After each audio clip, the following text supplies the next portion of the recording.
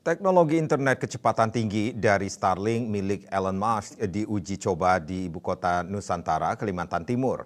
Hal itu disampaikan Ketua Satgas Pelaksanaan Pembangunan Infrastruktur Ibu Kota Nusantara IKN, Kementerian Pekerjaan Umum dan Perumahan Rakyat PUPR, Danis Hidayat Sumadilaga.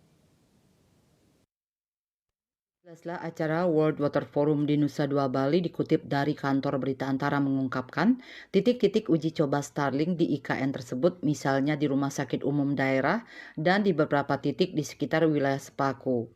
Sebagai informasi, penyedia jasa internet berbasis satelit Starlink dipastikan beroperasi di Indonesia dan secara khusus pemiliknya yaitu pebisnis asal Amerika Serikat, Elon Musk, meresmikan layanan tersebut di Bali.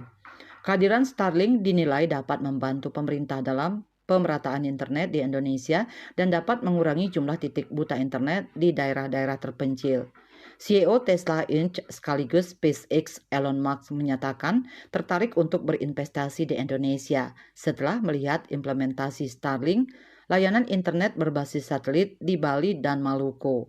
Elon mengatakan bahwa dirinya sangat antusias untuk menghadirkan konektivitas ke berbagai tempat di Indonesia, khususnya 3T atau tertinggal, terdepan, dan terluar.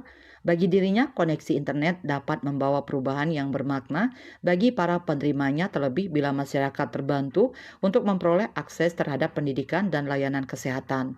Oleh karena itu, ia berulang kali menekankan pentingnya koneksi internet bagi seluruh wilayah, sehingga siapapun dapat mengakses informasi dari mana saja dan kapan saja. KMB Bali Pos melaporkan.